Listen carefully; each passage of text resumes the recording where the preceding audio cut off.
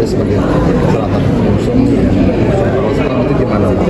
Gini, saya sebagai pimpinan Komisi 2 ya, saya Wakil Ketua Komisi 2, saya memberikan saran sebaiknya pelantikan ini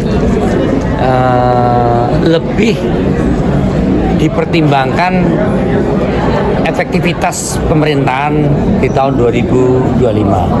Semakin cepat dilantiknya kepala daerah yang definitif akan semakin berdampak pada aspek pengelolaan anggaran pendapatan belanja daerah, begitu juga pengelolaan sistem pemerintahan yang masih baru. Maka saya mengusulkan bahwa pelantikan gubernur ataupun wali kota dan bupati secara serempak ini perlu dipertimbangkan dalam konteks mana keserempakan itu. Maksud saya begini, serempak bagi yang tidak bermasalah di Mahkamah Konstitusi itu didahulukan. Kemudian serempak bagi yang ada permasalahan di Mahkamah Konstitusi. Ya. Kalau keserempakannya keseluruhan, saya tidak bisa membayangkan misalnya harus menunggu bagi daerah kabupaten ataupun daerah kota maupun provinsi yang mendapatkan rekomendasi perlunya adanya pemungutan suara ulang ya. Bisa-bisa kalau itu diselenggarakan baru bulan sekitar Februari ataupun habis Lebaran, keserempakannya Juni pun belum bisa dipastikan, gitu kan? Maka untuk itu bagi daerah-daerah yang tidak mempunyai persoalan-persoalan dengan Mahkamah Konstitusi, sebaiknya itu didahulukan untuk adanya pelantikan. Kemudian baru yang bermasalah pun dua. Ada yang menjadi persoalan sengketa pemilu di Mahkamah Konstitusi yang akhirnya tidak dikabulkan permohonannya. Ini bisa kloter kedua. Nah, kloter ketiga baru yang memang ada pengkabulan sengketa pemilu seperti pemilu ulang, kemudian pemungutan suara ulang, itu adalah kloter yang terakhir. Ini penting supaya kepala daerah definitif atau kepala daerah terpilih ini untuk bisa segera melaksanakan kegiatan pemerintahan, dan itu sangat berdampak terhadap aspek-aspek yang menyangkut pengelolaan anggaran pendapatan belanja negara.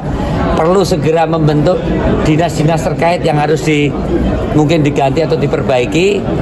Waktu 1, 2, 3 bulan buat pemerintahan baru di daerah itu sangat penting. Yang lebih penting bagaimana anggaran pendapatan belanja nasional dan anggaran belanja pendapatan daerah ini, APBD ini, bisa dilakukan keserentakan dengan orkestrasinya.